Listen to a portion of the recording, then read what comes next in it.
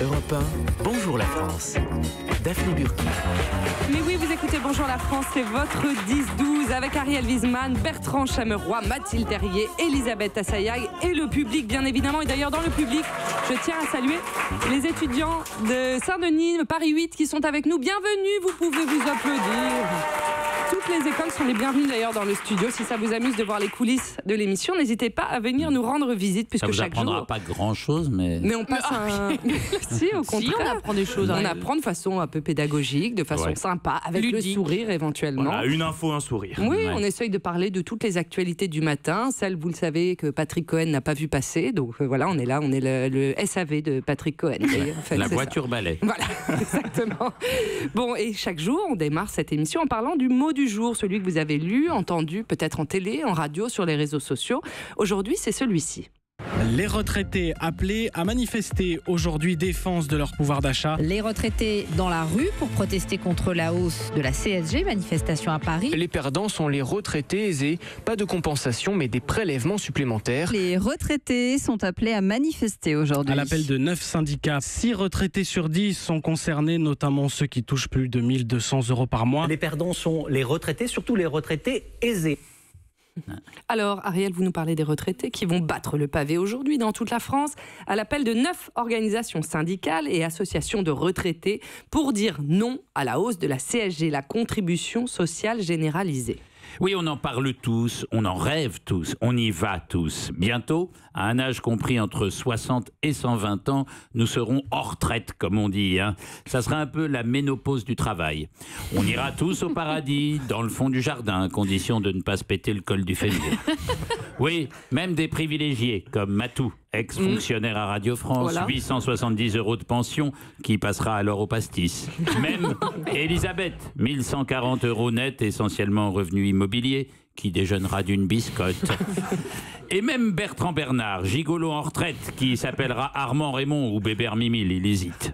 Il touchera 370 € mensuels de retraite militaire, puisque, sachez-le, au bout du rouleau, l'année prochaine, il va s'engager dans la Légion. N'importe quoi. Bien sûr, on le sait, ça sera moins facile avec les nanas. Difficile de dégager l'hormone du mâle reproducteur à la génétique conquérante quand, à la question « Tu fais quoi dans la vie, toi ?» on ne peut répondre que « je suis en retraite », alors qu'à la question retour, la réponse est « mannequin, modèle, prof de fitness et de philo, je vis entre New York et Tokyo. » Bon, mais c'est pas le problème, les nanas. Le premier souci du retraité, c'est deviner. Je vous donne un indice. Sa taille est plus mince que la retraite des vieux. Bah oui, le problème du retraité, c'est la retraite elle-même, je veux dire la pension, enfin la somme d'argent, parce que bon, le reste, croyez-le, c'est vraiment très cool. Je vous jure, la vie sans personne qui vous gueule dessus et le portable qui vous rappelle vos prochains rendez-vous, c'est très supportable. Si les retraités manifestent aujourd'hui, c'est qu'on leur demande de contribuer encore plus à la solidarité nationale, ce à quoi certains applaudissent, alors que déjà 80% d'entre eux estiment que leurs conditions de vie se sont dégradées ces dernières années. Ouais.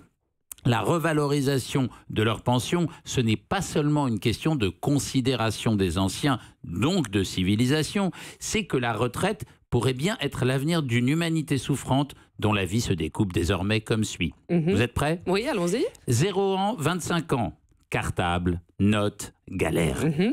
25 ans, 30 ans, stage, précarité, galère. Oui. 30 ans, 45 ans, boulot, hiérarchie, galère. 45 ans, 63 ans, chômage, donc divorce. Oh. Et devinez quoi ? Galère. Galère.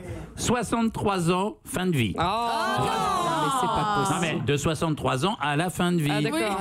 Il reste 50 ans. Voilà. Et alors voilà, retraite, d'autant plus petite qu'on aura beaucoup galéré dans sa vie. Et donc, galère. En vous souhaitant une excellente journée et une bonne fin de vie. Bon, Ariel nous a complètement déprimés, vous avez compris. Une bonne fin de vie. Ce sujet le met en rogne. Quelques chiffres quand même, il y a 16 millions de retraités en France. La pension moyenne des Français est de 1376 € brut par mois, selon les statistiques du ministère des Solidarités. Et je vous le donne en mille, celle des femmes est bien inférieure à celle des hommes, 30% de moins. Les conditions de vie des retraités, avec parfois un lourd endettement et souvent, voilà, on en parle, une prise en charge médicale médicale qui est très coûteuse. En effet, c'est un vrai sujet de société qui nous parle tous. Donc dites-nous ce que vous en pensez sur le hashtag Bonjour la France, hashtag galère. Un chiffre, Oui, Daphné, Ariel. essentiel. Ségolène Grison, qui fait partie de notre équipe et que nous adorons, a eu 30 ans la semaine dernière. Et alors donc, si je reprends le tableau, donc c'est boulot, Moi, c'est un hiérarchie, chiffre galère. de plus, c'est tout. Très bien, merci Ariel Wiesman, vous êtes dans Bonjour la France. Europe.